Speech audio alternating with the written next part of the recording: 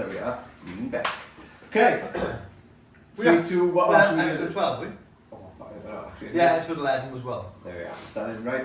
And we are to go. Episode 12. Welcome to the Pills and Hills podcast. We are here today with Jordan Shields. So we're going to find out a little bit about the mad fucking shit that he's done over the course of his life. And it's been a while since the last one, actually. Yeah, 2 months. 2 months, yeah. 2 months. So there's been quite a few updates, isn't there, since the last one in your life, sir? All of the plans and things you've been doing as well. But we'll talk more about that in a little bit. But news to me, but let's go. What are the runs you've done? Oh yeah. Yeah. So anyway, George, welcome. Oh yeah, so everyone watching, if you've watched or listened in the past, you know these trip drinks. They send us scatty. I've already had one today, and I'm going on my second. So let's go to the fucking moon. Woo! Yeah, quite nice actually, isn't it? Oh, They're alright. It's not a lamb dinner one. I love this one. No. What's that? The lemon and basil. No, lamb. It's not lamb. It's lemon and mint. I keep calling it lamb and mint. Lamb and mint flavoured can. It's lemon and mint, but it tastes like a lamb dinner. So I keep calling it lamb and mint. It's lemon and mint. Oh, fucking hell, man. Lamb and mint. We've only had a separate heads gone already. Let's go, baby. I've been gone for the last fucking 6 months, to be honest. But, yeah. Welcome anyway. Thanks for coming on, brother. Good to see you. Thanks for having me on. Mate, we've known each other 11, 12 years, is it? Yeah. Pretty much. Yeah. So yeah, we were at the tattoo studio, wasn't it? So if anyone's watching this, you can see that George's added a little bit of... He makes me look like I haven't got tattoos. Two scribbles here and there, like. What have we got left to cover now, would you say? So like your boxer line, isn't Yeah, it? boxer, like I look fucking atrocious naked, honestly. White square. Yeah, just white squares there, ankles and fucking armpits, that's all I got. Yeah, are you going to have the armpits as well? Yeah. Oh, it's maybe I don't see the point in stopping now, I got those little gaps there, I might as well just finish it off in it, I mean. Yeah, I got all the worst spots you can imagine now. Would you do cockpit? Cockpits, not cockpits. Jesus Christ. Would you ever I tattoo? probably would. Oh, okay. It'd have to be like, if you were like fucking pissed up or something, just to have a funny story behind it. Like, I wouldn't just really walk in the fucking tattoos and tattoo my dick. Like. Yeah. Which one do you think's been the roughest? For me, I struggled bad with my chest. Yeah, chest. I really struggled with chest. Yeah, chest, ribs, torso wasn't too bad, but I was caked in fucking numbing cream. But I'd say chest was my. I think it's because the pressure of him leaning on him as well, just trying to breathe, like, you know what I mean. What about the back? Yeah, they say the back's fucking rough. Yeah, people. I was alright with my back up until third setting when I done the background. I struggled then, like all the darkening out, like shading through the middle, and then all it's quite dark anyway. But I did quite struggle on the third setting with the back. Because Lee had when I had the tattoo studio with him, he had his back. Well, he was fucking covered, wasn't he? Yeah. I think he said his chest. I think he said was fine. His throat was fine. I think he had a mine temple on his stomach, and I think he struggled a bit with that. But then he had Japanese line work on his back, and he never went back for it. He said, "I'll never get that finished," because it was fucking horrific. But I think it depends. Like some people have just got different. Yeah, Sam the barber, he said, give him a shout out. He always says give us a shout out. So there's your shout out, Sam. He said his back was rough, didn't he? Yeah. He fucking takes loads of bloody painkillers to go. Do moans about. I do have to be fair, if you were strong, you take like cocaine models and tramadol before we're going into a sitting, and it's just like, you still feel it, but you're like a mong basically. I took a cocaine from when I made my last knee done. Fucking absolutely wrecked. What if it worse? Yeah. No, I didn't feel worse, but I thought it'd help and it didn't help at all. I was sitting there like, fuck! There was a guy who came in before. I used to work with him in Asda, and he came in for a tattoo. But he had like really sensitive skin, like he had like a sort of eczema, I think. Yeah. So he came in. Maybe he was like he had a tap out after like genuinely about 5 minutes, right? For one on his thigh, I think it was. He was being sick and everything. I'll get my thigh done next. I know. Well, no, but it was like it was just because of the sensitive skin, I think. He was being sick and everything. So the next time he came back, we said, all right, get the Vaseline, which was the one at the time, the numbing thing. We recommended to him do that. But then he took 2 of his mother's fucking tramadol before coming in, right? They were like, I don't know, like 500 milligrams each or something, right? Mate, I said, because I thought he was stoned. He came in, and I was like, mate, we can't fucking tattoo you like that. I see you're off your nut. Yeah. And he went, I haven't taken anything. And I said, mate, you fly in, and he was like, no, I've taken 2 tramadol, and we were like, right, okay, fair enough, you know. But yeah, he smashed loads of numbing cream on. Before it, I think he run over the skin then, chucked more numbing cream on top of it, and had the tramadol, and he just about made it through, but he was still struggling. I'm too scared to try the numbing cream because I view it like when it wears off, it fucking hurts even more. Yeah. So I'd just be like, If you get decent cream, it lasts for 4 or 5 hours, which is isn't too bad for a sit-in. But then when it wears off, it's like you're having it's like a delayed burn. Yeah. Do you know what I mean? And the healing isn't great. I find it scabs up a lot thicker with numbing cream. I might do that when I get the back of my knees down. I wish I never used it at all. I wish I never used it at all for any of mine. You wouldn't know any different then, like, do you know what I mean? Yeah. Yeah, I've never even used it, I don't think. No. I don't even use any of the numbing cream. I used it on my neck, but like there's no skin there for it. I was gonna say, what was your neck like? Wasn't too bad. Like, I was worried about this bit. Yeah, exactly, yeah. I was worried about that, but that was fine. But like by you, it literally felt like fucking someone was carving through my traps with a hot knife. That's the only way I can describe it. It was horrendous, that bit there, but the rest of it wasn't too bad. Yeah, because all yours are like all together, like you know, like mine were like little patch, like different Yeah. like, spaces. So yours is like all in one like body Yeah. suit in there. Yeah, get it there. And they're not cheap by the time, was it? I can't believe it. We have only just started the podcast. All the Jammy Dodgers are gone. I haven't had any. There's one left. There's fucking half a pack of the Pringles gone. And I've been doing good. There's one Jammy Dodger left, you can have it. Absolutely like smack then. Go on, I will have that Jammy Dodgers. Oh, some of these are fucking banging. Sorry guys, we're going to be munching on biscuits and crisps again like we usually do. We're not even 5 minutes in, we haven't put anybody in, we're eating biscuits. I know. Well, actually, right, so let's go back then. So, when did you start running first of all? Like, have you always ran? Because obviously, like, we'll get into the stuff that you've done more recently now, but like, when did you sort of first start getting into like fitness and running and stuff, you know what I mean?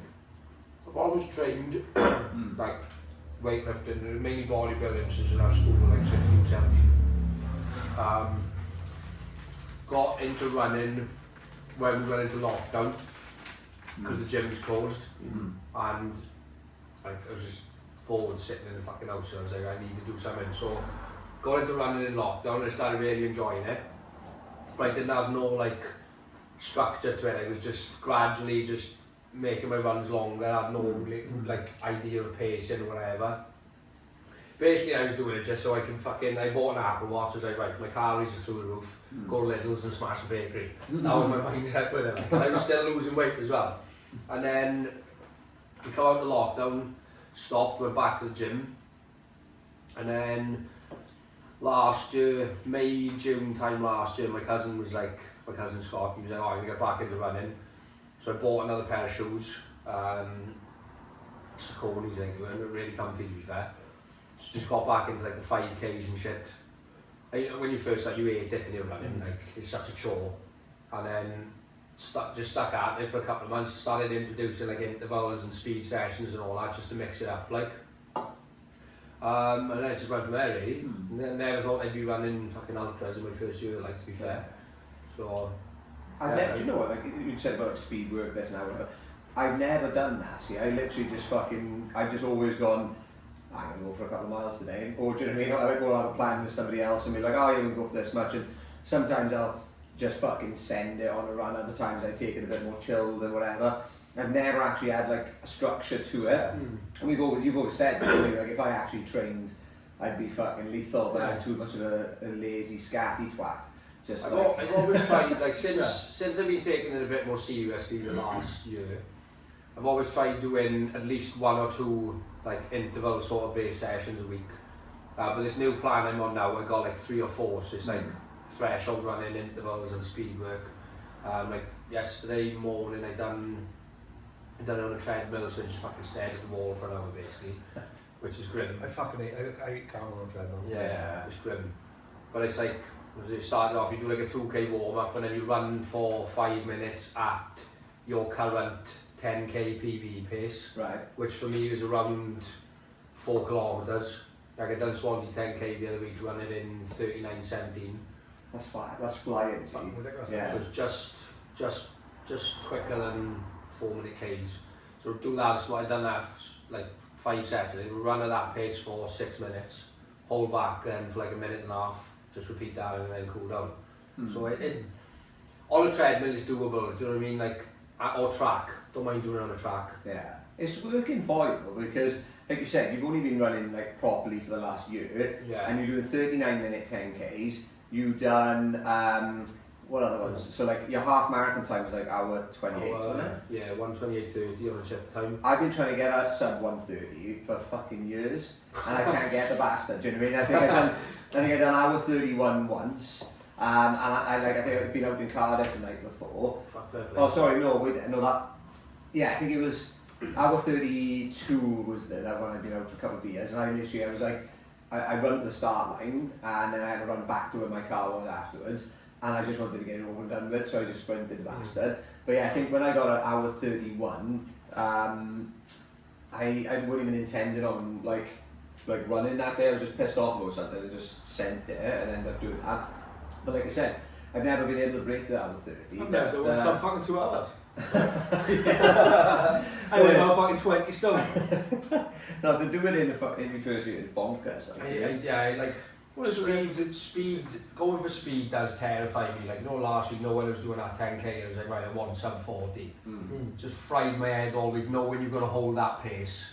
Like, for less than, quicker than 40 minutes. It's just, I got the 7K and I was in the fucking trenches, like. Yeah. Honestly, I thought I was going to pass out. I can't stand speed work, see? Like, you know the feeling, like, you feel like you're going to die, don't you? Yeah. And I can't stand I'm not, I didn't have that. I'm like that. Oh, it's horrible. It is, it's fucking horrible. Like, That is my plan though, I'm going to do that this winter. You're not going to. Oh yeah, No, you're going to try it and you're going to say, no, I'm going back to fucking... I messaged Rich the other day, you know if you're coming through... You know, go for 10K PB and think, fuck that, I'm going to run 100 miles instead. Yeah, it is, it's like that. There's a hill by me that I always run up. It's as you're coming through the Marsh Road. From Gowton to Gosainan, and you go up, there's a big thing that it's always on my daily loop when I run it. And the other day, it was my first run back after, I had 2 weeks off after the slam. I think I went for one little trail run. But then, I felt like shit the entire run. I was like, fuck, it's like I've never run before in my life. I was fucking probably like that, sweat. I told Richie he was laughing his head off. But then, I got to this hill, I was like, I'm going to fucking sprint up there. I sprinted up there. I was like, I'm going to get a PB up there, so I've never been this fast. And I literally was on a heart attack. I looked at my watch, it was like 199 my heart rate. I was like, I have to fucking stop. I just started walking. And I didn't break my fucking PB because I was usually crawling up the hill. I was like, I got like 90% of the way, and then I literally was done. I feel my heart like. Yeah. That Kian fit. What did he? He's done some mountain thing the other day where I can't think of what it was. Right, it was like 500 fucking meters. I don't know. It was yeah. Because he was calling. He's actually ripped to shreds. Yeah, well, he's just done. There's a 1 mile loop somewhere. He done a 5 mile run to it, did the 1 mile, and then ran home. But it was like 186 meters in 1 mile, which is elevation. Elevation, yeah. I work in feet, so I have feet. It's quite tasty to be fair. It's a lot, yeah. I'd say I don't really know. I don't do the conversion on that. It's dirty. Yeah, I don't know. Yeah, it's pretty hefty. But me and Stonesy, Liam Stones, we were talking about. He messaged me. He said, right, when are we going to slam that fucking hill that Kian put up earlier on? I think it's up for Jen some way. I don't know. I'm just going to go chasing him on Strava. I'm going to find this segment. I'm going to fucking destroy him. There's nothing worse. The other day I woke up and checked my emails. Like, oh no, someone's taking your fucking. I haven't got many segments. I was like, you fucking cunt. Yeah, but the other day you cheeky fucking. I was like, I'm going up now. What you need to do, right, is just go somewhere. Chip Shop L is called as well. Chip Shop L. Generally, it's called Chip Shop L. You need to just go somewhere rural as fuck that nobody runs. Make your own segment if there's not one already there, and just fucking do it every day for like a couple of weeks or something. Yeah. And like you'll have the fucking camping in, or when someone actually does come and beat you, fucking you get the email saying you're not a local legend anymore. Like, who the fuck do you think you are? I had the one by my house, so literally I should own this fucking segment actually because it's Penland incline by my house, right? So it's 208 feet in 0.3 of a mile, right? So it's a fucking tasty. Yeah, but now I'm still every day. You are? My nan used to walk up and every day, yeah. Oh, it's hefty, because I live at the top of it. And I should own that segment. I did have like, you know, most segment efforts or whatever I did before, and I think I hold the top spot for it, but I'm sure it's my Strava fucking done me over, because it said, right, that, I definitely got second place, but I was only second by 1 second, which is fucking heartbreaking. But then I looked at it the other day, and it says that I've done it in like 1 minute 37, right? So like 25 seconds quicker than the actual PB before. I was like, there's no way I did it in that time. So I think my Strava's fucking lying to me. Yeah, but it looks like I'm hard as fuck, to be honest, on Strava now. Anyone looks at that is going to think it must have gone up there. There's a new app coming out soon. Like you can record your runs in it, your own territory. You see that? What do you mean? It's like, so like on the app, obviously, there's a map, say, of like... Is it one run or something like that? No, it's similar though, but like, so you can go and run like a certain loop around wherever you live, say, or down this stretch down Mammals, and like, you will own that territory, and then if someone else comes and runs it, they can like take that territory off you and stuff. It's quite cool. Like. That's me having to fucking fight in the streets. Instead of scrapping and running here, bro. Yeah, that reminds me of like, is it like Capture the Flag? Or something like that? Yeah. Call of Duty or something like that, isn't it? Yeah, like you said, it would be end up a scrap, wouldn't it? I'd be there with full fucking armour on. Like that. Oh, you want to take this down? You'd be going to sleep in your running gear, wouldn't you? So it pings like someone's middle of the night, it pings like that. You've taken it. He's fucking out there just like that. You got your vest on the six, you got your fucking hawkers on the bed like that. Oh, fucking go. I'll be in Langland Hut, right? You know, how do we go to Langland? I'll be sleeping in there, door slightly left ajar. As soon as I get that fucking message or the ping saying that they're coming past or something trying to take it, just dive out of the hut, tackle them off the wall into the sea, and just fucking shag them.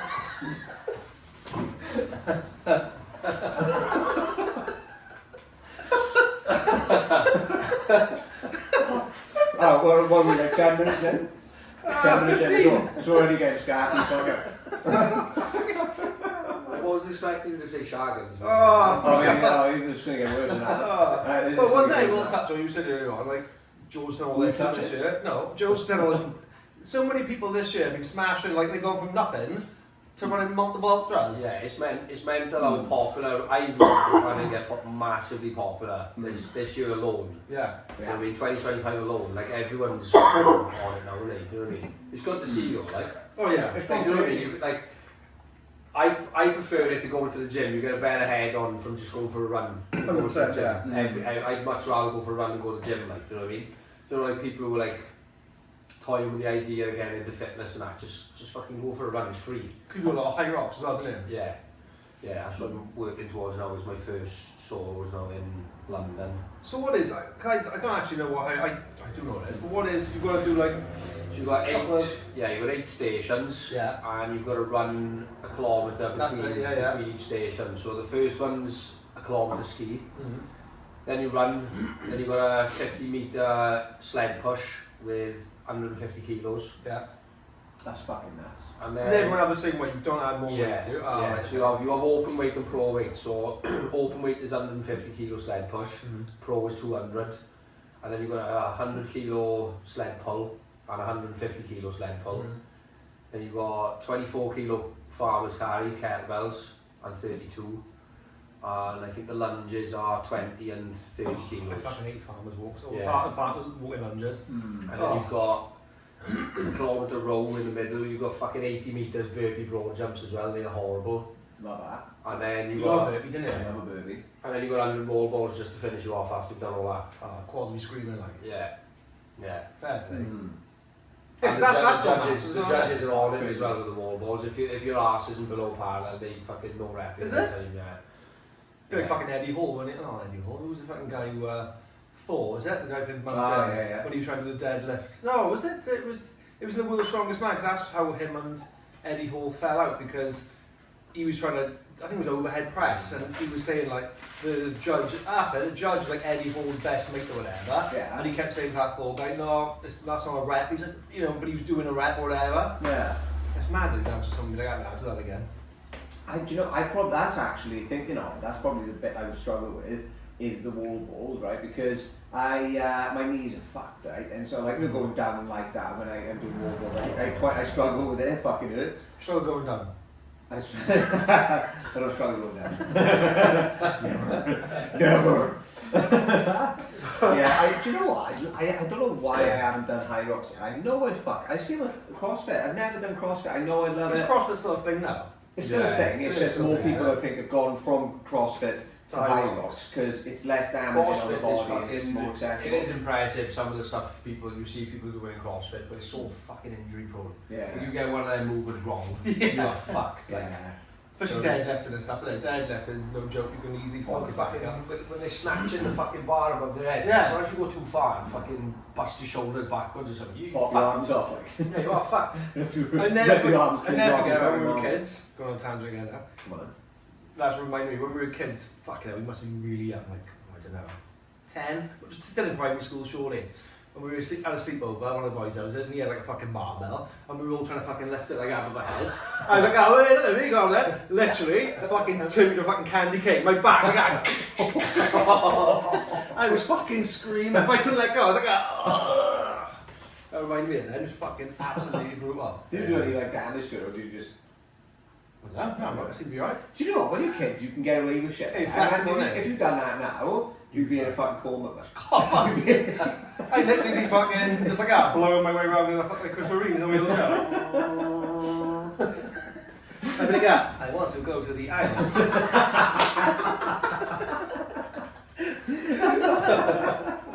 So bring us up to speed then. So you got obviously what we done this year now run wise, like yeah. So you didn't even do a normal marathon or anything, did you? You just went straight. I done Abu Dhabi marathon in April, but it was trail, and that was fucking brutal. It was 2 loops basically up on top of the mountain, which when I was looking at the map, I thought, oh, surely it's just one big loop. So you come out of, you run across the beach to start through the little town, start climbing up the mountain, you get to like the first like checkpoint, start doing a big loop round, and then they ask you, are you doing the half or the full? I'm like, oh, the full. Well, they're like, oh, you've got to run all the way fucking back to the start. Yeah. Turn round and come and do it all again. That sounds like the first. Just get fucked. Yeah. The Gower marathon I did, the Ultra, I didn't do that. The first marathon I did was the Gower endurance like one, where you do it. You start off Oxford, do a massive loop to try and get it around. That was fucking disgusting. Yeah. But the Ultra people, they run the same loop with you. When they get to the end, they go, "You're doing the Ultra? Go out for another 6 miles." Yeah. and they go, "What?" That was mine. The first one was Oh yeah, I was just thinking about that. It is. It's depressing as fuck because it was. You see everyone crossing, get their medals. It's horrible. And you've got like a little table with a couple of sweets on it. And like you said, you've seen people running in, and you're working at them, and you're just like, just fucking growling at them. It's horrible. Well, that's what Rich was saying the opponent's like this year, because the opponent, the 100 miler up in Abergavenny, the last aid station was next to the finish line. So people will cross the finish line 100 miler, and then people get into the last aid station who still had like 11 miles to go. They could hear everyone clapping, go, hey, well done. They're like, fuck, yeah. I'm 88 miles in, I've got fucking 11 miles to go. Do you know what? There's something slight tangent like that. I went to Tough Mudder. I've done 4 of them, I think. Yeah, one of the ones I done with Jay Harris and one of the boys, Jordan. I think it was Jordan actually. Yeah. We did it and we were like laughing because there was the electrocution fucking bit, which was like right next to the area where you start off from and stuff. And we assumed, because it's there, that it was going to be at the end, right? It weren't. It was like halfway through, or like 5 miles in, and it was like a 12-mile loop, right?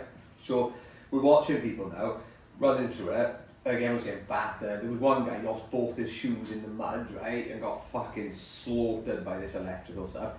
Managed to crawl his way out of there, and people were like, "I have to go back to shoes," and he was like, no fucking chance. And we thought, obviously, yeah, close to the end. No. Can't run 5-6 miles then, or like 7 miles or something with no shoes on, because he was like, I'm not going back in to get them. It's brutal. The electrical thing of Tough Mudder is horrific. I love it's like 10,000 volts. It can't be 10,000 volts, you'd be dead. No, there's no amp attached to it. I think somebody said that it's the amp. So you get the shock, which is a hell of a whack. But I think when is that what it would be? The amperage will kill you, like. That's So it'd be very low current, but it can be high volts. But yeah, if that's 10, then fuck me, that's going to sting that is. Well, Jay Harris got... Fucking heart attack! Mate, well, Jay Harris, you've got to sign a death disclaimer when you're doing it. I say, if you're a defib... Yeah, well, yeah, they've both got a fucking defib. No, if you've got defib, but a fucking... Oh, right, yeah, like, I mean, fucked. they say, like, you know, before you've got to sign the medical thing. But no, Jay Harris, when we done it, after it, he went, obviously, professional boxer, he said that's worse than any punch I've ever had. Honestly, he said it in general. The electric bit, he said, yeah. Just the whole thing was worse. No, the electrical thing, yeah. Because it's genuinely, right, if you've ever been punched in the face and you had a good fucking thing, it's like as if someone's just clocked you in the jaw and there's like a split second where you don't know what the fuck's happened and you could just be like on the floor. That's like quite literally what it feels like. It happened to me on a different, there was another electrical thing on that run. And it was like, I think I might have mentioned before, it was like a wooden frame you had to sort of get into, but there's like 2 lanes, so you had people going through this lane, people going through this lane, you sort of crawl into it, and then you've got to crawl under the bits where it's dangling down, and you're literally like facing the mud going like this. But little did I realise, there was this fucking, like, almost like a belt strap that you put around a luggage case, right? And there was like 1 or 2 of those on the top, so I assumed it was just to stop people trying to like hitting their head or like trying to climb out there, something like that. Well, I'm getting into it now, and I like sort of glitched basically. Right? That's the only way I can describe it. Is I fucking Neo's there like that. Yeah. It was like I had a glitch or I teleported. Morpheus, yeah. Red or blue pill. Honestly, it was literally as if I glitched because there was someone who was like quite far in front of me, and there was someone who I was next to, and like I literally just sort of blanked out. And then all of a sudden, the person I was next to was fucking way behind me, and the person who was in front of me, I'm right behind them. And I was like, everyone's looking at me. I was like, how the fuck am I here? Yeah, I was looking around at everyone, and I went, what the fuck just happened? And they said you just had your head on the electrical thing, like that fabric, that belt is where the fucking current was coming from. But I was like anxious as fuck, because I was like blacked out, I didn't like it. So I still had to crawl then out through these electrical wires. I was like just facing the dirt, I was just going as slow as I can, still getting attacked by it. And all I heard was like, Steve, what goes your hand? And I just put my arm out like that, just nearly fucking crying, and then somebody yanked me out then. But yanked me out, not yanked me off. I am going to tell you, it doesn't have nothing to do about it, and then we'll go back to Jordan's story. We're taking all the limelight again. But I've got a great electrocution story. Okay. When I was like, no, it's a long time ago, when I was like 21, so we're talking, fucking hell, 20 years ago. Whoa. 20 years ago, I was living with my ex, going on a night out. For some reason, I'm a lazy bastard, right? So the fuse had gone in, we had a hairdryer, and I had longer hair then, so I could blow dry my hair. The fuse had gone or something in the plug. So we used to swap, instead of going and buy a fucking spare fuse, I was swapping the fuse from a PEC to the hairdryer. Right. So instead of just buying one and just filling it, I was swapping back and forth. So come on the shower, didn't I? I had the fuse on the table ready. I was like, right, put the fuse in now. So I got the fuse, put it into the fucking plug like that, soak in my hands for the shower, into the wall, boom, shoot, I get shot across the room like that now. Seen Home Alone with Marv with his hair like that. My hair was actually like that. And at the time, we were living in a student house, so it was me and my ex and like 4 other girls. They all come running upstairs. They fucking open the door. I'm lying there, bollock naked. I got all fucking foot foam and carpets up from the stack and stuff to me. They're like that. We heard a woman screaming. I was like that. I was fucking like I didn't die. I went to the Brynham Hall then with the boys and I was literally holding my pint. I was like, I was like Michael J. Fox. I thought we went for a pint after. Yeah, I was going on a night out. I was going on a night out getting ready, and I was at the pub and I was like, didn't it? It's still like that, like. I couldn't get my head out. It was literally fucking over there, and I was just like that. It happened with the boys Rayburn as well. He put like he's doing an electrical shower like outside his house or something, right? Out in his garden, he built it, or like fucking fitted himself. And when he was fitting it, he electrocuted himself, right? But he was fucked, and he literally went to hospital. But he does the consecutive sea dips the same as me, or consecutive dips, and generally goes to the river. He was like, I can't fuck it. We went up to the hospital, and they were like, we're gonna have to check you in overnight. He said, oh well, I gotta go and do the dip. They were like, what do you mean you're going to go and do the dip? He says, oh, I've got to go in the fucking river. They were like, what you know, you've just been electrocuted. And he was like, well, let me go to the river, I'll come back now. They were like, you need to get medical attention. I think he did, he just fucking, no, I don't think he did, he fucking left, went, dipped in the river, and I guess he went back to the hospital. He put a picture in the group and he was dipping in a fucking shirt. Yeah. He was in like a suit and tie. Yeah, he was in a suit and tie, I don't know. Just in the water. Anyway, going on a fucking tangent, sorry, coming back to you, Susan. He done the first marathon. And then, yeah, go on. First marathon, and then what did I look after that? So the Xterra Snowdon 57k. I started going to like Strive Run Club. A few of them booked it. So I said, yeah, I'm up for it. Like, didn't really think much of it in terms of like the elevation or like the terrain and stuff was going to be running on. Like, you know, like North Wales is like, it's like different country, you know. Oh, yeah. You know what I mean? So I think it was 57k and 2.2 thousand meters elevation. Which was quite tasty elevation. 2,200 meters. Yeah. Was this the one that was filmed on it's on YouTube?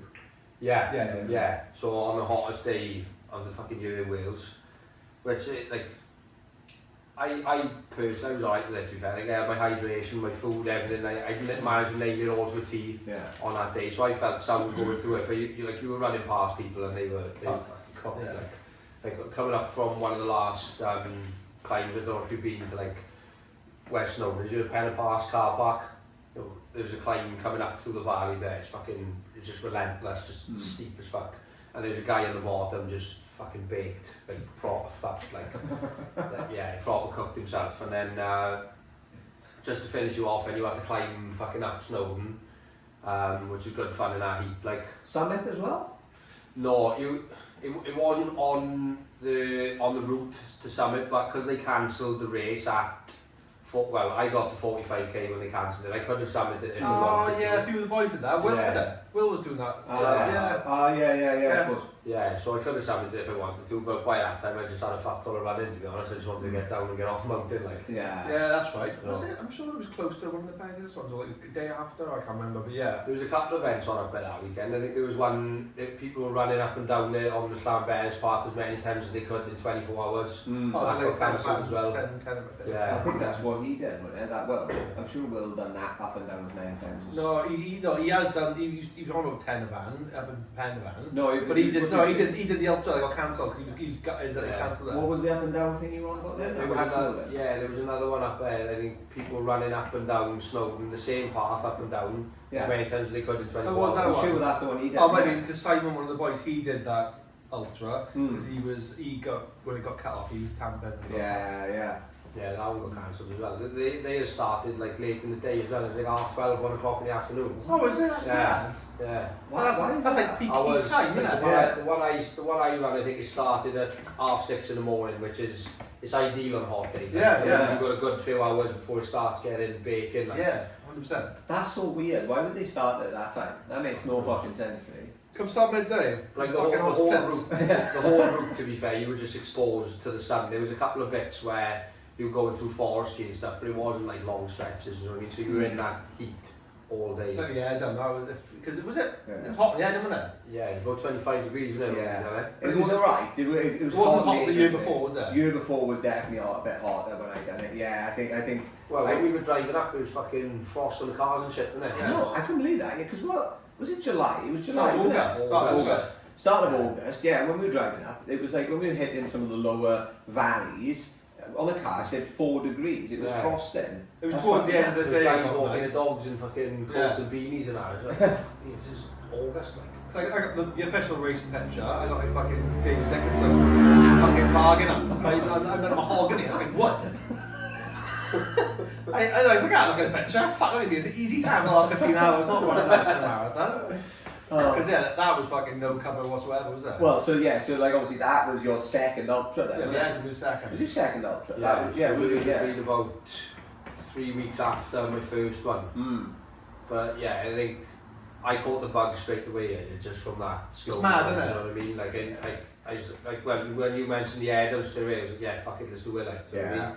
And then what you mentioned, the Snowdon fucking 100 mile, and I was like, yeah, alright, but fuck. You got accepted to it as well, didn't you? No, I didn't apply for it in the end. I was going I thought you did. I was going to, but I thought, fuck, that's going to fuck you up for weeks, that is. Months, probably, yeah. Yeah. It's the elevation alone will fry you, like, you know what I mean? And the time that you're out for as well, and the amount that you've Was got it 40 or 50 hour cut off? 40 hour cut off, which is quite hard actually, to be honest. Because, I mean, if you put it that's into not really perspective, forgiving, is it? Rich, you know, Rich with his 100 miler, he was like just over 40 hours for. No, he was less than, he was 39, wasn't he?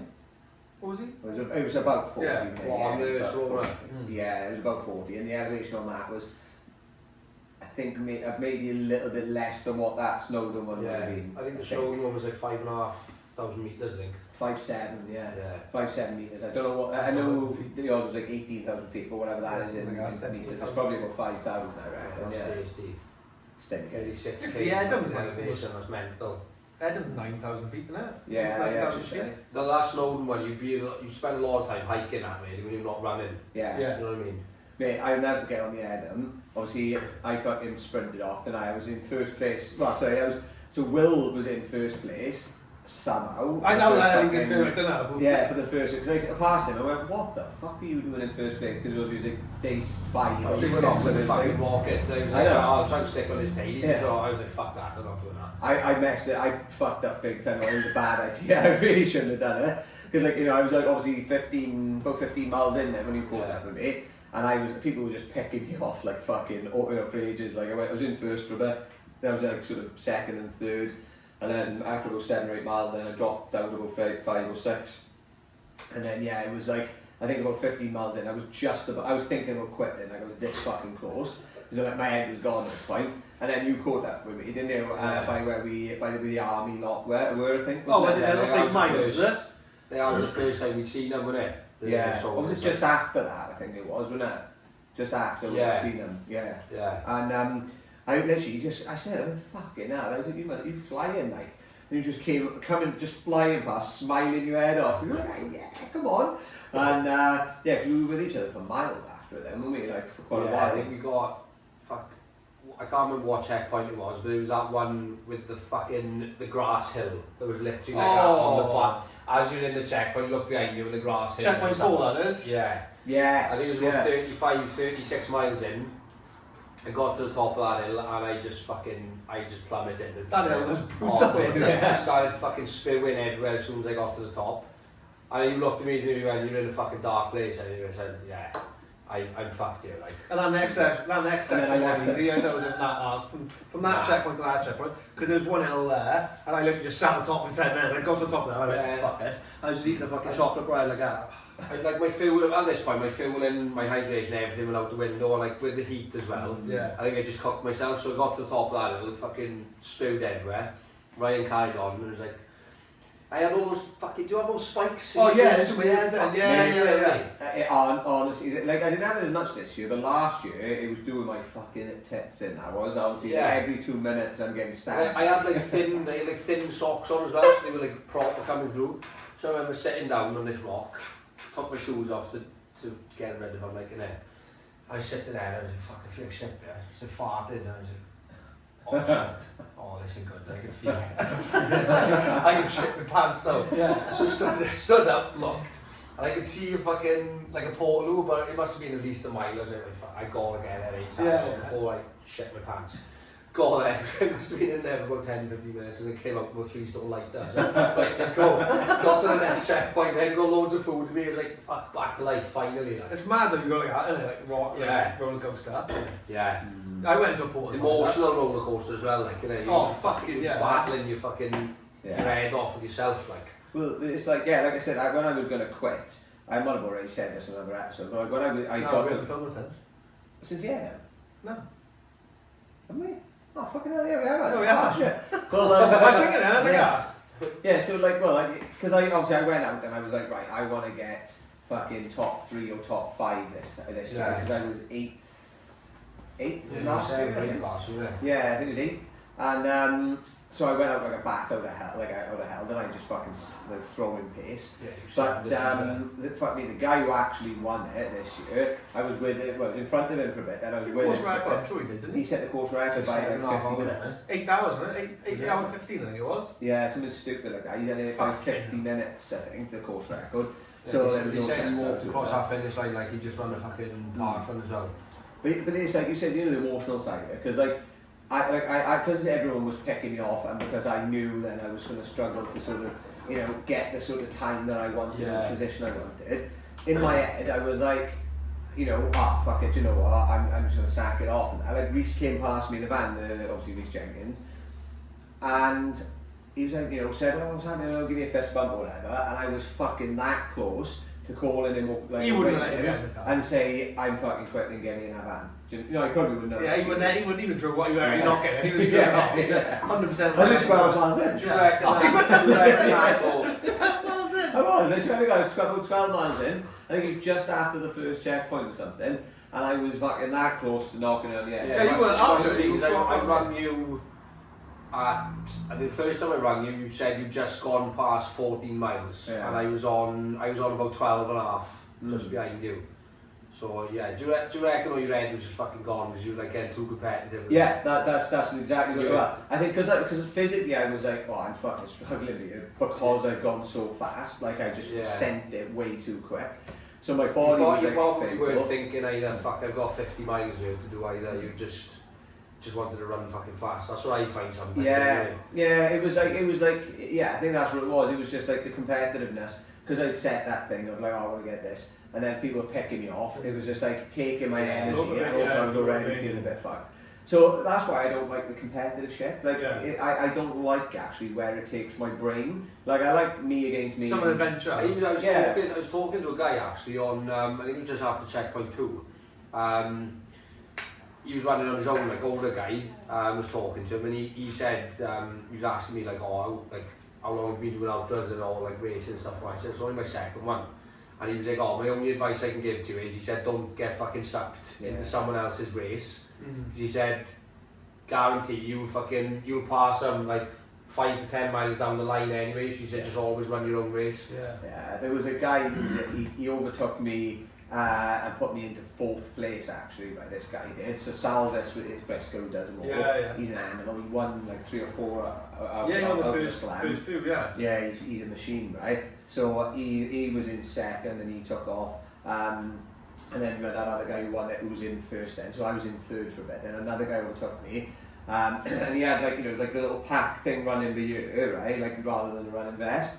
And instantly, like I don't mean to judge, right? But I was a bit like, I feel like he's not a fucking proper trail runner, because like, you know, you just got the bag. It's like you've got out of 50 miles. I think you need a bag really. Do you know what I mean? But he was flying, and I started chatting to him. And he said, he was like, oh yeah, this is only I think it was his second ultras. He'd gone and done like a 30 miler, and then he jumped up to do a 50 miler. And as soon as he said, oh, it's only my second, or I haven't been running that long, I thought, he is going to fucking burn out. Because he was throwing pace, and I think I seen him at the halfway point in 26 miles, and he was fucked. He said I'd been in about 20-30 minutes, or 20 minutes or something. He'd been there quite a while, I think. And he managed to get back out, but he finished like, I don't know, quite like an hour after me, I think, something like that. Yeah, I think he came just behind me. Do you know how he was seeing me? Yeah, he came just behind me actually, but he was fucked. It was at the checkpoint where I drop bags where we sat down and changed the socks. And we were next to him. Yeah. He said then that he was fucked. Like, he was like white as a ghost, wasn't he? It was a tough old course, that one. Just the fucking terrain. It was like what, 2,800 metres elevation, I think, in total. Yeah, 8,800-ish feet, so whatever that is in metres. So it was more elevation on that than what I'd done up Snowdonia. Was it? Yeah. Which doesn't feel like that because of, not like the views, like the views from EDDUM is all like, just like countryside, like fields, whereas Snowdonia, you've got lakes and fucking, so you didn't feel you were up higher, if you get what I'm saying. It's weird with the EDDUM, because, like you said, you probably are higher on the Snowdonia one, but it's like, I think because of the EDDUM, it's like the elevation sort of all the time, you know. Up and down, up and down, up and down. It's these really fucking gradual rolling hills that just do not stop. And Yeah, it was good to be fair. I But think my knees I were- did enjoy it, like. I loved it. It was the one I was most worried about at the slam, and I loved it. Even though, yeah, I probably a few will do people it say- again next year just to try and beat my time, like. Yeah, I think there's a few people want to do it again. Yeah, I gotta be honest. I'm like, I didn't have a clue how to pace myself for energy. It was like I didn't know how long it was going to take me. yeah. I sort of had between 12 and 14 hours in my head, and I think I'd done it in 12 and a half. So not too bad for my, like for a 50 mile. Yeah, it was very good. It was unbelievable. What because you wanted to do the 100 mile, we were just talking about that when it is one. Obviously I signed up and dropped out of it. Yeah. Because my knees are absolutely bad, right? And I'm just a shit house these days.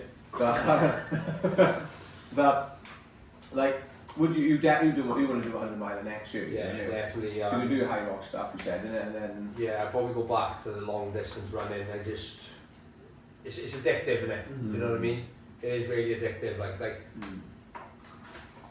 even on the weekends, I'll enjoy going out for just like a fucking 30k on the road, like between 30 and 40k on the road. Like, do you know what I mean?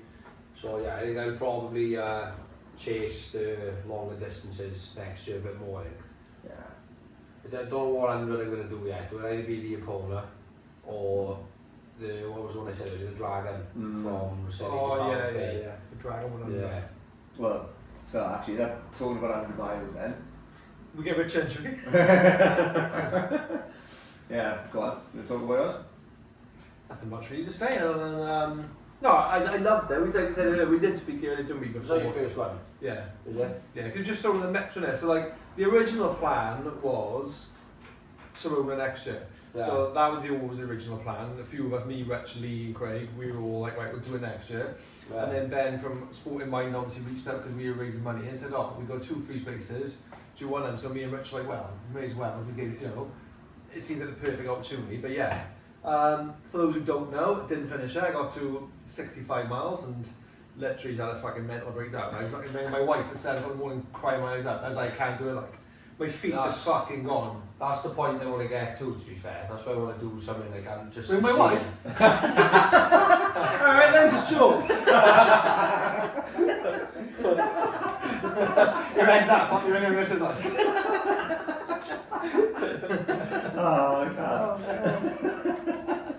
Oh fuck, that's taking me on. No, I want to get to the breaking point just to see what it's like.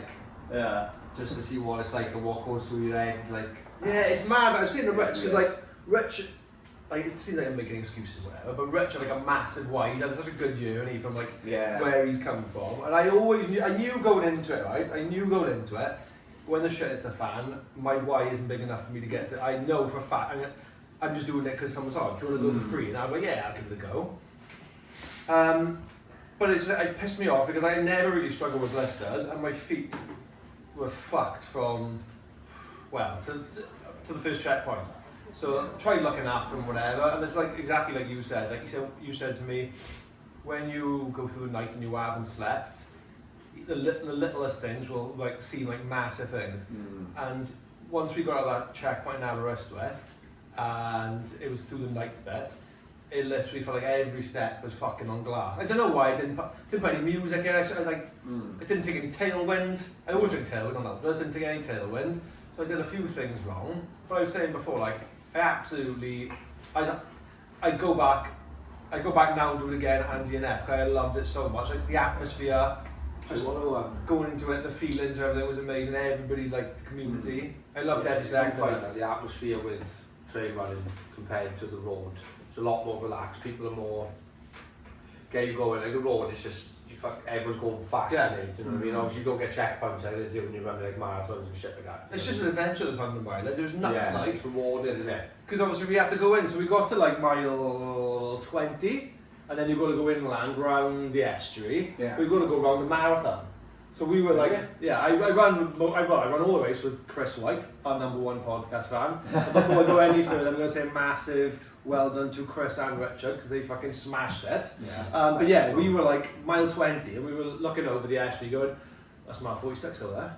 And it was just like, it was nuts. And then when we climbed the inclines, because you climb this, you go in off the beach, and then you climb this massive incline, and then you could just see over the views and stuff, because with the weather was amazing. It was just like... I think it was you say it's from mile 17 and then and you can see mile 46. Mile 20 and you can see mile 46 because there's I've seen it on the map, it looks fucking mental, doesn't it? Because like, you literally, it's like a very small segment. You're around the Cantleth area. Yeah, and that could generally be an ultra on its own, because it was mental. Yeah. It was mad, it was absolutely madness. Did get over my fear of cows though, so that's right. Because I had to go through a fucking field, this massive ball, because we were in the Serona WhatsApp group, we all sent to the voice note, so Chris, Let's Go Blind, Chris Sylvester, future guest, coming on next actually. Little spoiler, although you probably be on there. He sent a voice note in the group. He was like, Mike, just to warn you, there's a fucking massive ball in the field. At this point, I think, so I was like, Chris, I am the ball. We went in there, and he was fucking huge, like a car, like a VW van. I was like, what the fuck is that? But yeah. You weren't tripping at this point either, no? No. Oh yeah, that's another thing. I'll just say briefly. So yeah, we got to the aid station, the main hub aid station in Aberystwyth. All the volunteers were amazing to all the aid stations and everything. Some lovely lady made me pizza at Aberystwyth. And then yeah, when we left and we were making our way, I don't know what the next section is from Aberystwyth, but it was from checkpoint 4 to 5 I think it was, sorry. Yeah, we were just, it must have been like 2 o'clock, 3 o'clock in the morning. So it was a clash, right? There was a little group of us, me, Chris and a few others. And as you got onto the coastal path now, Aberystwyth, right? And no word of a lie, next thing like, we weren't hallucinating now. It was completely clear night, so the stars, right? Yeah, so we all turned our heads towards off, and we were just locking up. There's and no light. There's no light pollution. So we were all like that. Literally, it's like a fucking 200-foot drop about this far away. You could feel your feet like going over the edge, but that was amazing. But yeah, to touch on what George said, we got a bit further into the night then, and went up this massive incline. My head was going at this point. I was like, fuck, I'm absolutely fucked. I haven't slept. I've hardly eaten. Because I was struggling to eat at the aid station, so I was having real food. Yeah, but I was like getting cotton mouth. I was eating them. I was like, yeah. So I'd have a little bit, and I was like, I can't eat. Oh, it's horrible. But yeah, got to the top of this incline, and my head torch, and I just looked at my gut, and I swear to God I saw this fucking Brontosaurus from Jurassic Park bending over again, and I shook my head like that, looked again, and it was a tree that bent over in the wind, and I was like, that's fucking nuts. And then later on, Chris was ahead of me. I want to get to this point. Oh, it was mad. I was like, you know, this is the point I want to get to. You do the stories on wild horse and stuff. Obviously, if you do wild horse, you're not sleeping properly for 5 years, you're going to start tripping. But I was like, I'm not going to, one night you're not sleeping, I'm not going to start hallucinating. But anyway, Chris was ahead of me, and I looked up, he was only like where the wall is, and he wasn't far. And he had his head torch had a massive fucking his loads of it was lit up, you know, like the surface or whatever, the circumference or whatever. So he had his fucking poles like this, because I could see the shadows of his arms, but like he had fucking bat wings coming out. And I was like, what the fuck is going on? Do you know what we should do, right? Yeah, all these long distance runs should be fucking light work for me, the amount of sessions I've had with no fucking sleep. Yeah. Should be light work. Well, Rich said, I think one of the boys Rich struggled to eat tonight. He said he was like, you know, the same sort of thing, basically, you know. It was ironic, it was like rolls reversed. Yeah. He struggled through the night, Rich did. Do you know you like proper fucking don't bother at all now? Do you like going out on that party? I have like the last couple of months, but it's been fucking way more controlled. Yeah. Than what it has been. Do you know what I mean? I was like fucking in a massive rut from like September time last year only up until like March time, and I was like, fuck. I had one heavy when I came home, and I was like, fuck, I've got to stop this. Like, yeah. Do you know what I mean? It's easy for it to take over. Do you know what I mean? Yeah. So I cut out all like the pointless fucking sessions, and I just keep it now for occasions and stuff. But like the last couple of times I've been out, I had a couple of fucking drinks, and it doesn't even cross my mind getting a fucking bag in, like, so which is good. You know what I mean? And I wake up the following day, sound, not fried, you're not fucking anxious, nothing. It's great, like. Yeah. So I can't. But even now, like if the boys like, oh, we go for a couple of pints on Saturday, I'm like, well, that's gonna fuck my Sunday up. I like having a productive Sunday. You know what I mean? But like going out for, especially trail running on a Sunday, meant. Yeah. Do you know I think that's one of the biggest things is like, you know, valuing the alternative more than valuing that itself. I know a lot of people who are in their 30s now are doing it as well. I mean, like everyone's like sort of like fucking smashed it through their 20s. you hit 30, you sort of realise there's a bit more at stake now if you carry on with those habits, like, do you know what I mean? Fuck, I smashed them in teens. Yeah. I didn't start. I stopped it early. I stopped before I was started finished oh, early fuck, and yeah. February. Yeah. Silly. You said you were like between 17 and 18 and then you stopped at 18. It was like 6 months of just trying everything. I was like, nah, Yeah. not for me. You just have a washing machine still. Do you know what? I knew you were going to ask that. I think you like it, so George got. Oh, what point? Fuck. You're going now. I didn't know we had that in him. No, I won't mention any names, but when we were 17, like, when I was like 16, I was like skateboarding growing up. We talk about that, skateboarding, and like drugs are. Everyone was. Yeah, drugs are like, you know, renowned in the skateboarding community, so to speak. Yeah. But anyway, when I was in college, like, Fuck, there were loads of us.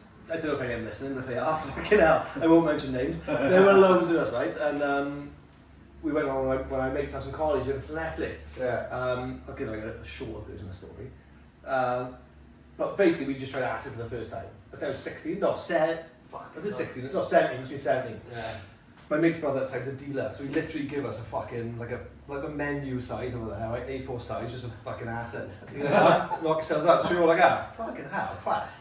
All tucked in, whatever, so we're all sitting there like, no, everyone's off a test, I'm sitting there like, I've done nothing. And I was like, this can't be right. So, I remember everything so like vividly. I was playing, I was playing like a Pink Panther game on the Super Nintendo, so I was like, yes, playing there. And I was like, I'm going to take another one, because this isn't enough. And literally, as I went to take another one, I looked at the screen, and the Pink Panther was like that, and winked at me, and I went, oh, hang on. And I was like, that could have been in the game. So I'm like, I'm not doing that one. So I literally went to the next room, and everyone was like, yes, on the sofa. Feet up, and they were like, my nickname was called just Spike, because I had Spike, yeah.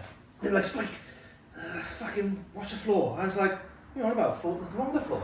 I looked above and right, and no word of a lie, the whole ceiling was like rippling water, and I was like, whoa, I don't take that anymore. But anyway, as Ryan said, it was loads of nut stuff was happening.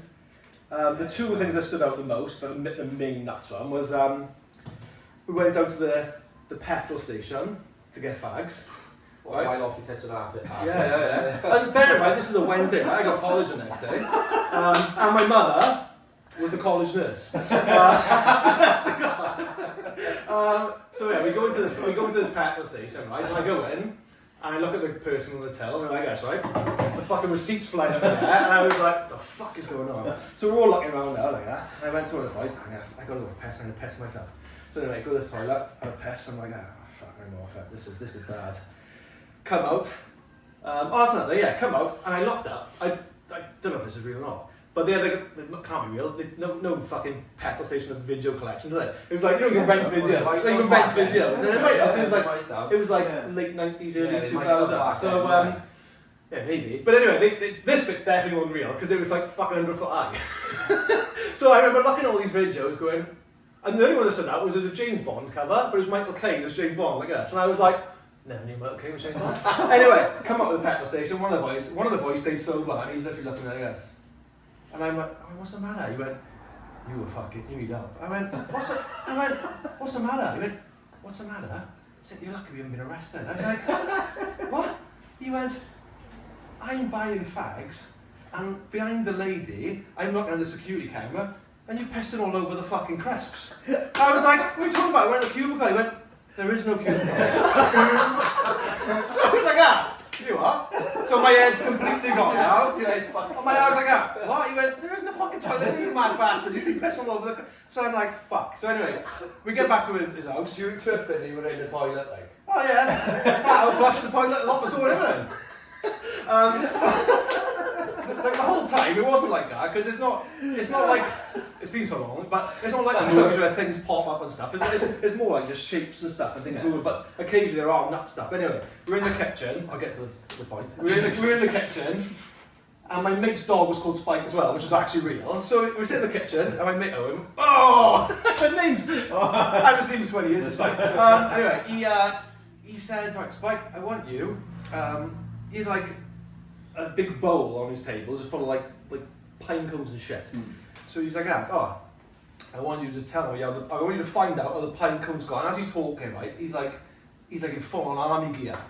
And the dog's called Spike, so he's called Spike, me and the dog both up in. I look at the dog's like a full-on army helmet with like the straps on the floor and his ears on the floor, and I'm like looking at the dog, as I say, you listening? And he's like, and when you tell me how these get to the bull, I was like, say no more.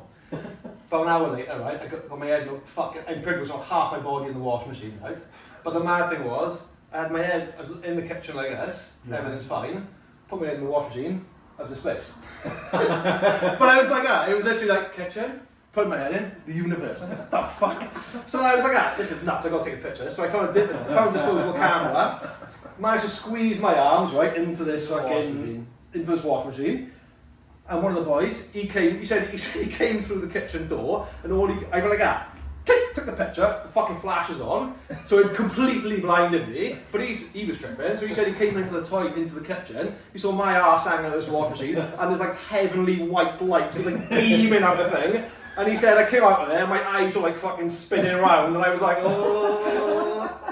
And just had an encounter with fucking Jesus, like. And a lot more happened, but yeah, that was pretty much the story. Mate, do you know what? It's mental, you can remember that sort of thing. Yeah. I can remember, I've told it about fucking 100 times, because when everyone finds out, they're like, tell them my story. I can't remember stuff that I done last week sober.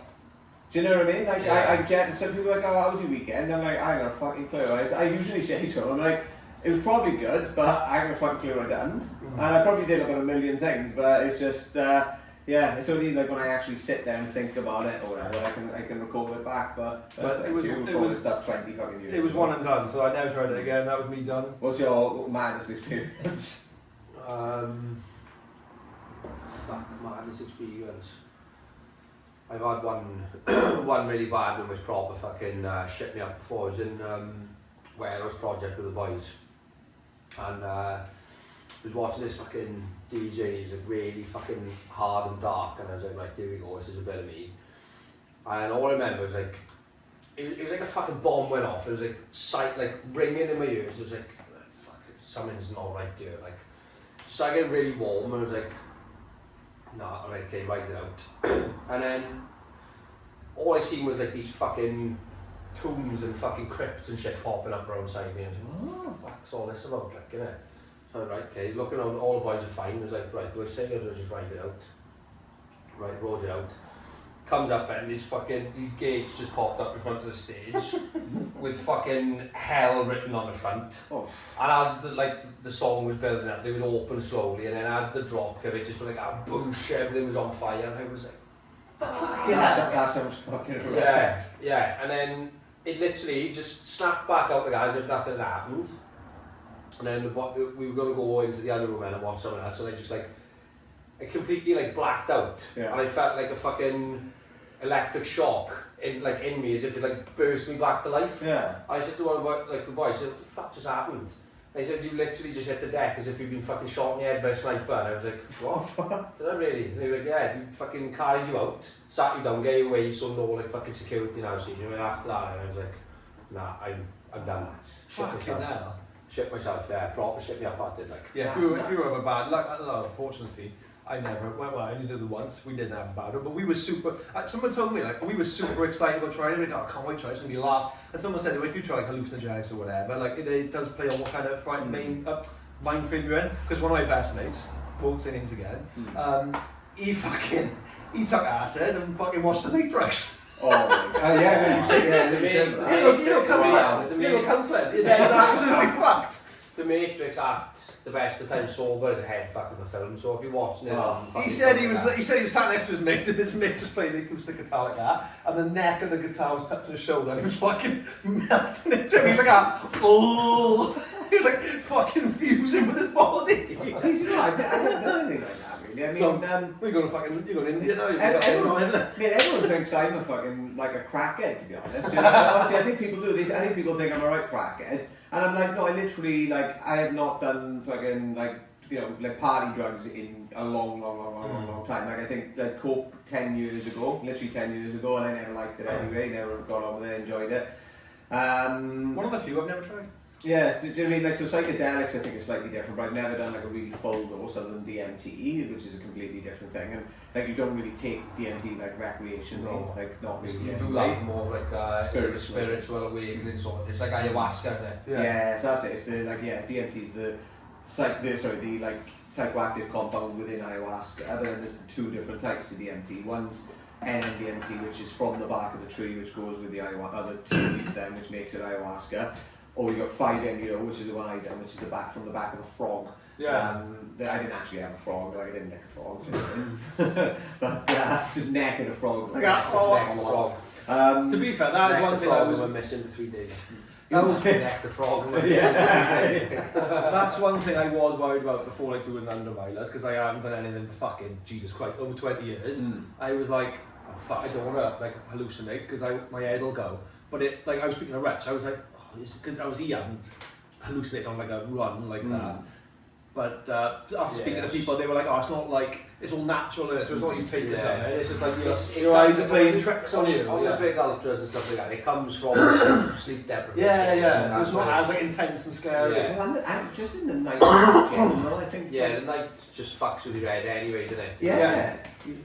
Have you done any like overnight runs? No, like that's one of the main reasons why I want to do these mental distances, just to like obviously you see me struggle on the 50. I wouldn't have said that was breaking point. No. Do you know what I mean? No. So I want to try, like, if I do 100 mile, I want to try and do at least 24 hours before I even fucking consider sleep. The night section, I loved it. I loved the night section. Just to see if I got it in me, like, do you know what I mean? It's weird. It is weird, right? Because like you said, the breaking point. I don't know. It's weird because like the physical breaking point and the mental breaking point. And the fucking spiritual breaking point, they all at different times. Yeah. Like the physical comes, I'd say, like a little bit earlier on. Not even the physical limit, but like the start out point where you feel like, oh, I'm a bit fucked here physically. The mental sort of goes hand in hand with that. Then I find, but then it also depends on like, because you could be feeling pretty good physically, but mentally, if you're like not in it, like what I mean. If you're saying like, oh, I don't know if I'm going to do this on my toes, or whatever, you're just listening to that little voice that gets louder and louder and louder and louder. That makes it so much easier or harder to go on. But I don't know, like the spiritual side of it, like in terms of the spiritual breaking point. Do you know what I mean? There's like, I feel like that's maybe like that really deep why that's driving you. Because I feel like with Rich now. Rich was saying, because I think he was saying like his boys were going to be, he was going to be meeting them at a certain point or whatever, they were going to be there at the finish line. So for him, he was like, there is no fucking way that I am not finishing it. Because that there was a couple other reasons for Rich, but I think because his boys were going to be there as well, I think he wanted to set like an example of it, and do it for them. And it really puts lights a fire under your ass when you're doing that. That's why I think also holding yourself accountable with like social media, just having people just knowing that you're doing something, because that is like that accountability. But if you can have like a strong why, like really, really, really strong why, add layers of accountability, and I think also maybe taking away as many of the options for like failure or quitting as possible. So for example, on those like those loopy ultras, so like so fucking easy to quit on those because I'm gonna do one next year. I do it for charity though, I think. There's like from my house I can do a full 5k loop around the cycle track around where I live. So I do want to do it on the hour every hour for 24 hours, but I won't just go and do it willy-nilly. I just do it. I do it for charities, like I do it for like a mental health charity or something probably. Yeah. So I think that'll be a good one to do. The Langalandathon you need to do. What is it? The Langalandathon. Fuck's that? It's literally, so we haven't done it this year, we don't know, we done it the last year, the year before. A marathon down Langland, so literally from Surfside in Rollerslade, up that little short fucking hill, and then running all the way to Langland Point, so that's 1k dead on, 42 times. But there's like a bit of a hill going up the point, and there's that little. There's fucking loads of elevation, like 3,500 feet elevation, isn't there? Well, that's what I didn't get actually. So the first year we did it was like point 1,500 back and forth. Yeah, so it was like 1,500 feet of elevation year one, and then year two, 2,500 feet of elevation. and we were like, what the fuck? Yeah. But yeah, no, first year we seen Spider-Man. Tom, no, what's his name? Andrew Garfield. Yeah, he was walking past Langland while we were doing it. You touched him, didn't you? Yeah, I touched him. You touched him. he was like, I touched Spider-Man. Spider-Man. You touched him, he dumped tagged him and shagged him. Yeah. He was mad at it. They wouldn't be spoken to us. Oh, he didn't. No, I it's part of it, like. Yeah, mental, yeah. Like, he is from the UK though, isn't he? Yeah, I think so. Yeah. Oh, is it? Yeah, from England. I didn't know that. Yeah. But no, I thought I'm going to play cool beard now, and all that came out was, you look like Spider-Man. And he was just like, yeah, I get that a lot. Stone-faced. I was like, and then Mike tapped him on the shoulder and was like, what'd you say? I hope you did the fight next. I hope you find Venom the next. Yeah, Venom's my favourite Marvel character in the world. Yeah, That's Tom Venom Hardy stuff. is good as well. I don't get started with films. The films upset me. Oh, okay, we'll get that then. Yeah, so, What have you got coming up? yeah. Only in Hyrox in December now, really, but Are you going to do your first 100 next year? yeah. A couple of boys are doing, like, loads of my mates have just started getting into running now, which is fucking good to see. We're all in a group chat. Yeah, A couple of them have just done like their first 10Ks and stuff. One of them's mad into his trail running, so we're trying to get the boys to come and have a go with that instead. Like tell him, look, you probably enjoy it more than the road. It's more rewarding for starters. Like road is just tunnel vision, innit? Yeah. You know what I mean? Yeah. Like I enjoy all aspects of running, but I said you will enjoy the trails more. So a couple of them are on about doing. I think there's a half marathon race in Margam Park in November time. Oh, Like, yeah. yeah, I don't know if is it Run the Trails? I think Might be so. Run the Trails. Yeah. It might even be Run Walk Road. But it's quite a tasty one to be fair. I think it's like 800 or 700 metres elevation in half marathon, which is quite. I'm terrible. Like I the work Hyrox. on feet. Yeah. I can never work on meters. Yeah, all the proper trailheads do fucking miles and feet, don't they? I only switched to miles because the races were. So I used to measure in K, Yeah. and then when I started doing like the ultras, yeah, I was in K when I was like doing the half marathons like that. And then when I started doing that, because everything was in miles, so I was like, well, I'm going to just fucking switch to miles. Yeah. And mentally for me, you're doing a 50-mile race. It's 50 miles. What's 50 miles in K? It's like 70, 80 K. In my head, it's longer. Even though they tick back, even though they tick away faster, in my head, I'm like, fuck. Yeah, that's right. When I first started, my watch was in miles, and then when I switched to K, That's right. Yeah. I found it easier mentally because obviously They tick away they quicker. should- Yeah. Why don't you do the three, what the ones that you do in the Orna series, the Devona, the Sorona and the Pona? I haven't booked on for the last one. What months are the end of the year? May, July, and September. Could be long actually. Because Isn't there one as well, isn't it?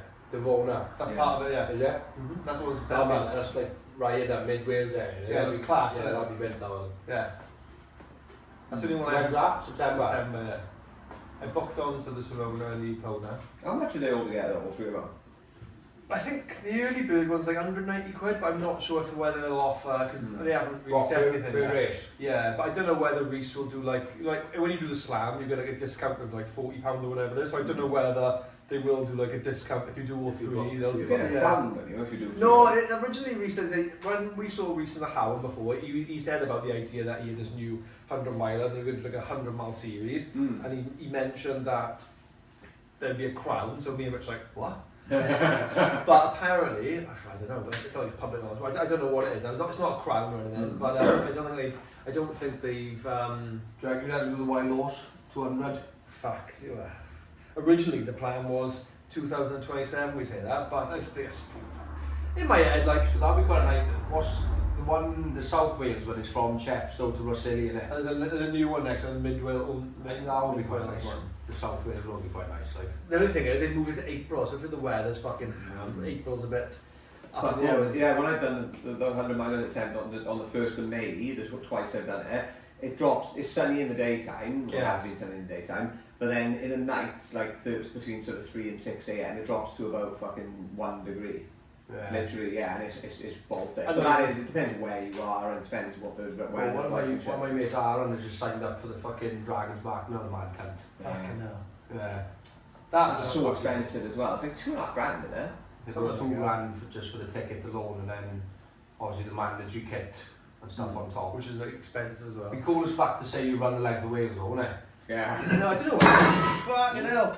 I don't know why though. I got no interest in that one. Yeah, Maybe partly because Isn't of it like, fucking isn't it like cost. the equivalent of summiting Everest like fucking 5 times the elevation on it? Just something stupid like that, isn't it? Probably, yeah. I know. Well, so I know if you do the Welsh coastal path, right, in its entirety, which is like 800 8 miles, miles, isn't it? that is 8 times Everest. 850 miles, that's how long it is.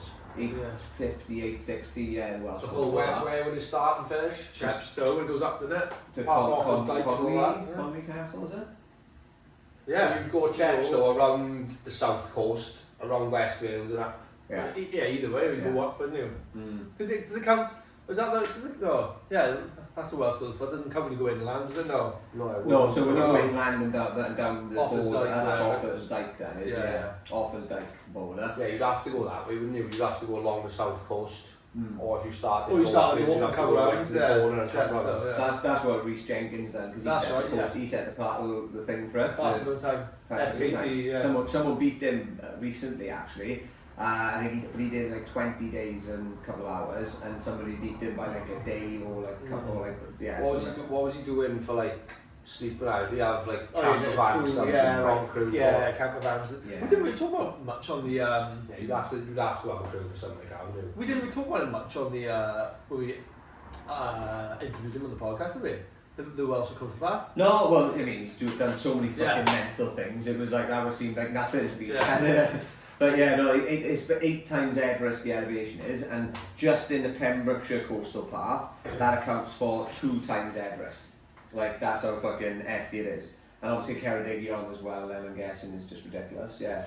I think the south is Fucking crazy not that that coastal bad. path is. Yeah. A bit cycle. Running's all fucking, it's all mindset, isn't it? Mainly mindset. Like if you want to go out Mindset, and you know you want to hit that distance, you will. If you want to do it, you do it. Like, do you know what I mean? Yeah, 100%. Like, what would you say, you know, when you were doing the big distances, you know, because you said, obviously, I know you're going to go for that, like, sort of breaking point yet, but, like, what do you reckon you've learned about yourself doing those big runs so far? Regardless of how shit I was feeling, like I know I can push. Like if I'm quite strong mentally, so if I tell myself I'm going to do something, I am going to do it regardless. Like like if I pulled a fucking injury or something on that run as well, I'd have fucking crawled it if I had to. Do you know what I mean? Just to finish it. I don't like accepting defeat. Yeah. Do you know what I mean? Especially on stuff like that. It's a nice achievement, nice challenge to do in it. Do you know what I mean? So like, it's the only thing, like, running's like mindset, but like, if you want to get good today, you want to like stay consistent as well. Do you know what I mean? So, yeah, I'm enjoying it, to be fair.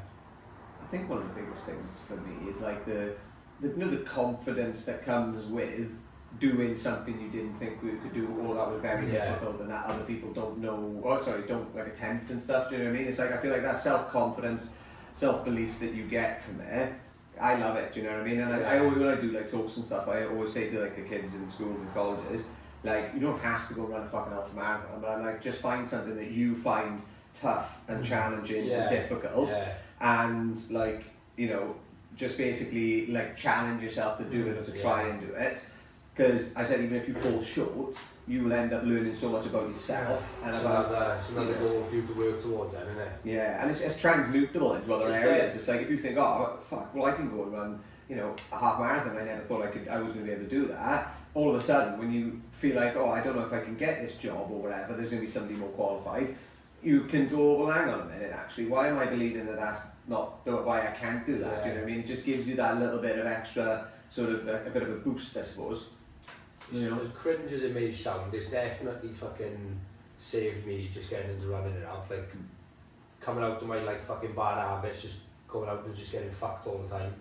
Like, with the running, obviously my fitness has just like massively improved compared to what I was years ago, which positively affects my attitude towards the gym, work, just every like general everyday life. You know what I mean? You feel better about yourself. You tend to do better in all aspects. Do you know what I'm saying?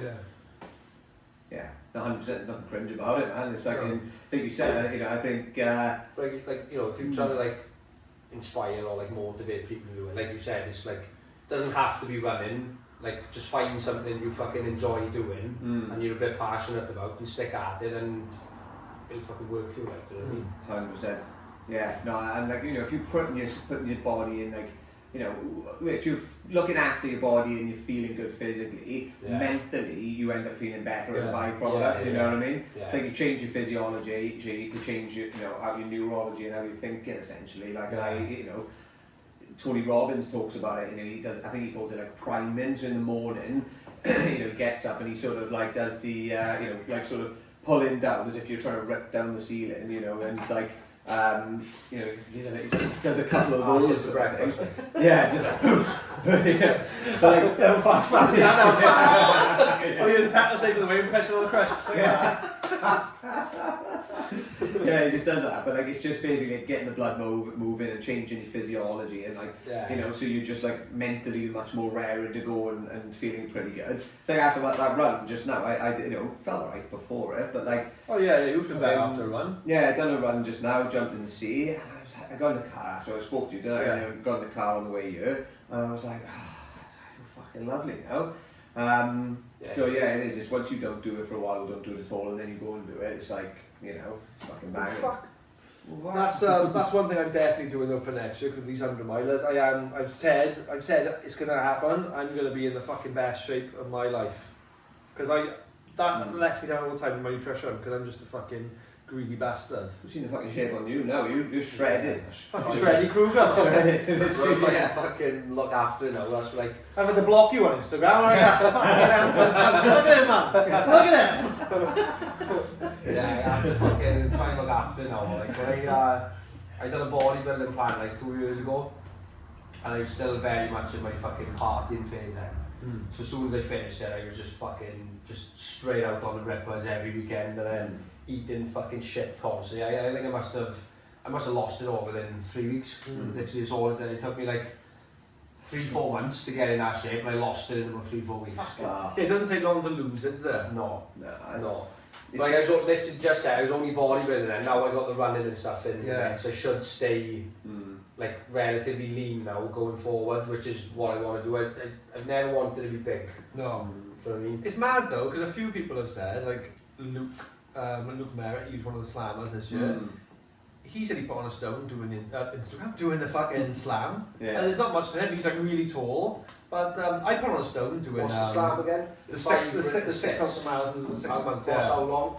Say again. Oh, like. So it's a 40, 30, 40, 30, 40, 30, 50, 6. 6 months. 6 to 6 months. 230 miles in 230 miles. Yeah, you'll have to be eating like fuck. So I put on a stone, and I was thinking, I was going to the gym. In the winter, I tend to go to the gym more. Like I'll go like 4 times a week, and then in like the summer, I was going like 3.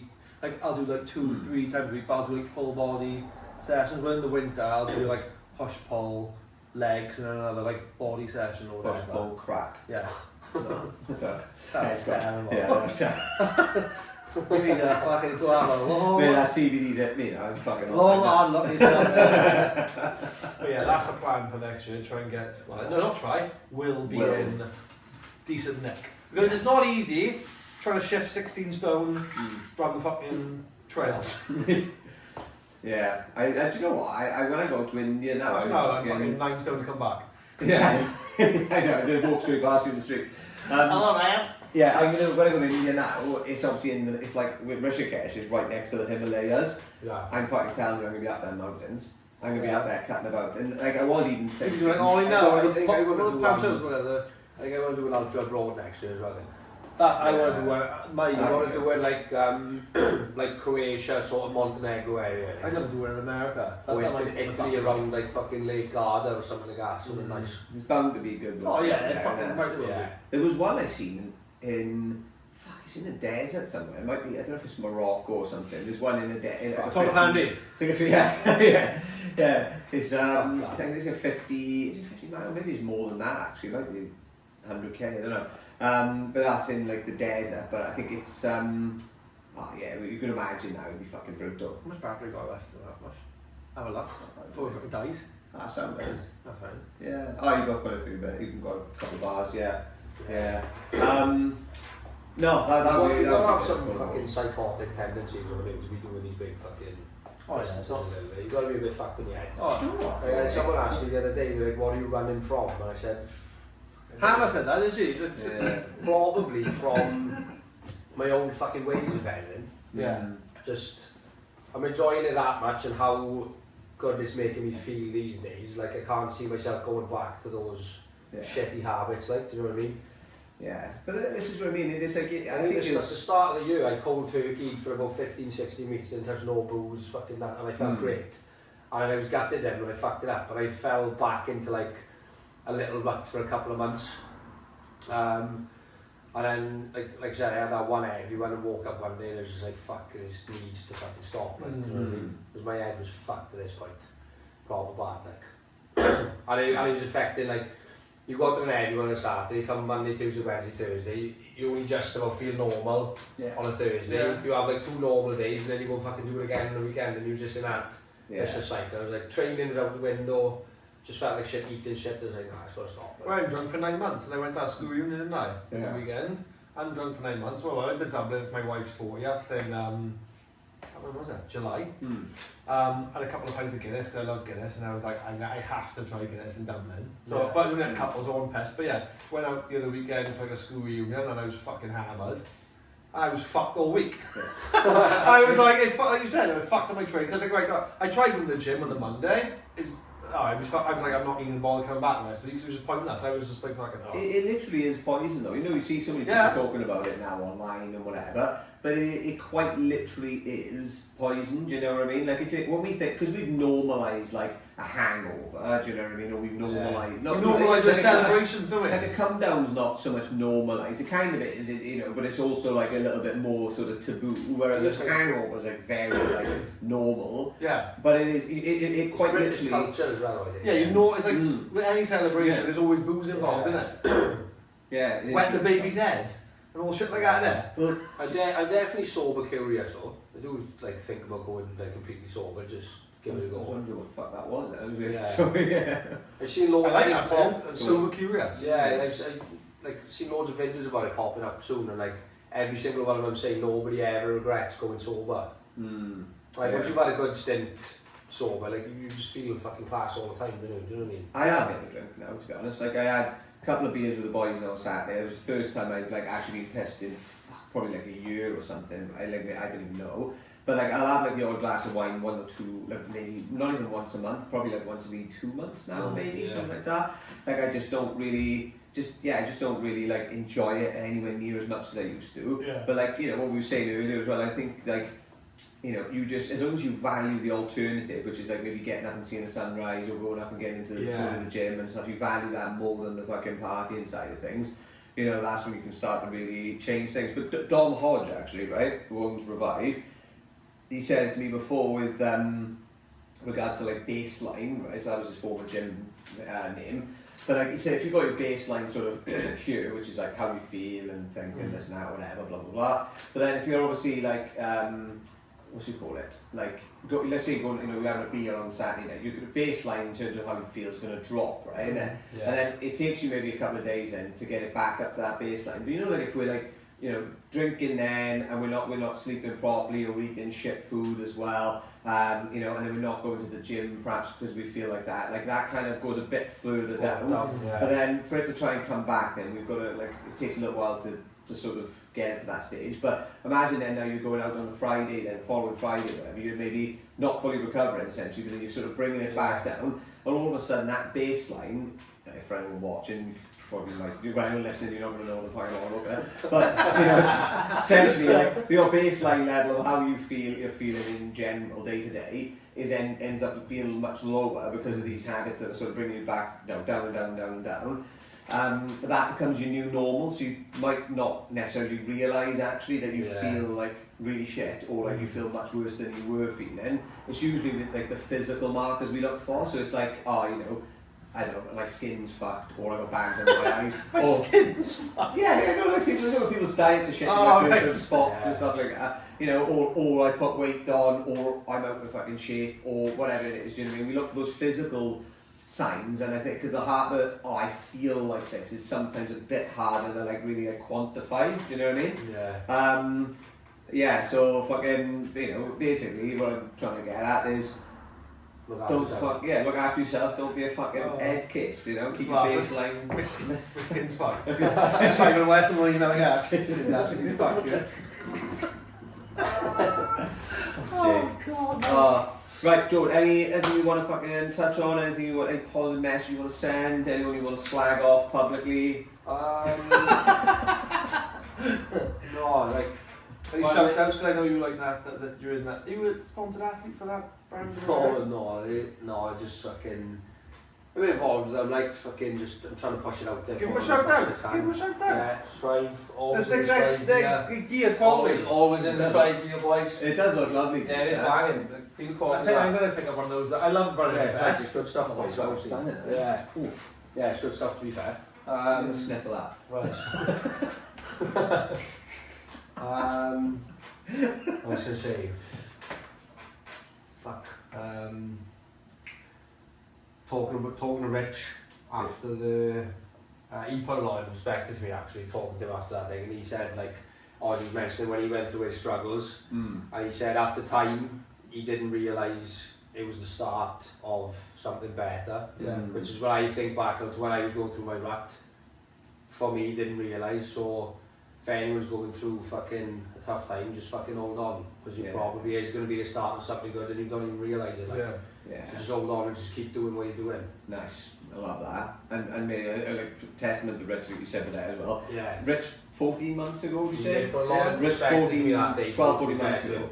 Yeah, maybe the journey. I'm like a pro father. Yeah. Like, mine and his relationship is hilarious because we talk to each other like when I was talking to him, I was like thinking, fuck, I thought I was bad. Yeah. Do you get what I mean? Yeah. There's always someone worse off Yeah. than you, like, you know what I mean? And he did put a lot of perspective for me, so like he's like those conversations I had, that did change the way I think about things a little bit, to be fair to him, like, so. And that's another little message in itself actually, is, you know, just speaking to people from like sort of outside of like their circle, you know, so if people are doing shit and whatever, they're just a bit like, oh, you know, I'm in a bit of a rut and I want to make some changes and stuff. Like the first thing to look at probably, or one, not the first thing, but one of the first things to look at is like the circle, people you're around you. Like you don't have to cut your fucking mates out, do you know what I mean? But it's worth kind of going, right, okay, actually I'm going to try and find a couple of people who are like, you know, like you said, if you're thinking about quitting drinking, find some other people, spend some time with people who don't drink as well, or actually just do other stuff. It's good to have around like-minded people in there. Yeah, it normalises it, makes you think, oh fuck, actually I can do it as well, do you know what I mean? So like, finding those, changing your environment is one of the biggest things. You know, they say, then if you are the average of the 5 people you spend the most time with. Yeah. So that's why I'm starting to become a bit of a funny cat, because I'm hanging on the other side. No, I'm joking. I'm not. I did actually say... I'm not becoming a shredded cunt. Yes! Yeah, it's quite funny you think that, like me and Scott, my best mate, like probably each other's worst but best influences as well. Like we were in that fucking rut together, pulled each other out of it, went fucking back in there, and then we were just both like, right, fuck this. We gotta stop, like it's getting too much now. And now he's gone fucking travelling the prick. Yeah, I seen that. Is your cousin, you said? Yeah, he's going to Oz, you said, hasn't he? Yeah, he's in Bali and he's loving it, to be fair. Like, oh, class. So I still speak to him every day. Like, you know what I mean? Like, everyone's asking me, oh, are you missing him or not yet? Like, it did hit me when he left, but because I got stuff, I'm quite happy, like, fucking comfortable on my own, just doing all my own training. Like, I got stuff to look forward to, like, training-wise and, like, fitness races and all that kind of shit. Like, so, coping pretty well at the minute. And I'm just fucking... And you smashing it? Yeah, I'm fucking probably the happiest I've ever been, to be honest. Like, so I'm grateful I went through those fucking shit times to get to where I am now, do you know what I mean? And it puts it in perspective, mate. I know I was, like you said, that, like, going through all of that or whatever, and like knowing how you feel and this and that, like going through that is important, because like you said, it gives you that perspective to look and think, fuck, actually that's like where I was or what I was doing or how I was feeling, and this is how I was thinking, but this is how I am now. So you look at it and you go, fuck, yeah, that's the journey, do you know what I mean? It is just important. Like that's why I don't hold any regrets. I think anything you've been through and experienced, you know, like bad and good and whatever, and all the stuff that we've maybe fucked up and done ourselves, or the stuff that's just happened in our life, you know, if we can like just sort of, like you said, just take it in your stride and think, okay, well, what did I learn from it? How did I grow from it? You know, how does it make me better and stronger? You can't really regret anything. You know, like you said, like if you made some shit decisions years ago, that was the decision you wanted to make at that time anyway. So if you had made the opposite, you might not actually be where you are now, if you get what I'm trying to say, as deep as that sounds. So there's no point in fucking regretting anything really, is it? It's all a learning curve, like. Yeah, 100%, mate. Regret. It just eat you up, doesn't it? It does, it eats you up, yeah. Guilt, regret, up. It's that fucking really low vibration, you know, sort of like, you know, like vibratory force, you know. it's like it brings you down like that. Do you know what I mean? Whereas like that's what they say. Like I think one of the highest sort of vibratory forces or whatever they talk about is like gratitude and like love, all of those sorts of things. Everything I lack. Yeah, no, I don't know. It's like there's no point like regretting stuff. You just go, fuck, right, this is what I learned from it, this is how I grew. Or just trust it actually, even though I don't really know where this is going to lead right now or how this is going to end up being a good thing. I'm just going to trust that at some point it's going to make sense, you know what I mean? That's a good thing, because that's like, it's a bit like a blind faith, but actually it's like, it gives you that little sense of hope, you know? Yeah. So, fuck, we've gone on some right tangent. 5 minutes in, we're talking absolute shit, and then hour and a half, 2 hours in, or whatever the fuck it is now, we're like just talking pure wisdom and stuff. But, mate, absolute pleasure. Thank you for coming on, brother. And we'll be back. We'll probably see you on some mad fucking runs next year. Yeah, well, you won't see me much maybe because I'm going to be away, and I'm going to be cutting about in India and Oz and stuff like that until I'm skint or until I fancy coming back. So see what happens with that. But yeah, thanks for listening, guys. Shout out to Pegasus, the sponsor. At the breaking point, and I won't ring your wife. Pegasus. Yeah. Thank you for sponsoring, and we never say use the code, which is pills, to get any discount, 10% discount on the races. Pills, 2 hills, 10. Yeah, so pills, number 2 hills, 10% off. Should we try pills and hills? Yeah. I'm gonna have the final. I'm gonna have the final word after today's stories. Go on. Don't do drugs, kids. See you next time. Let's go. Woo!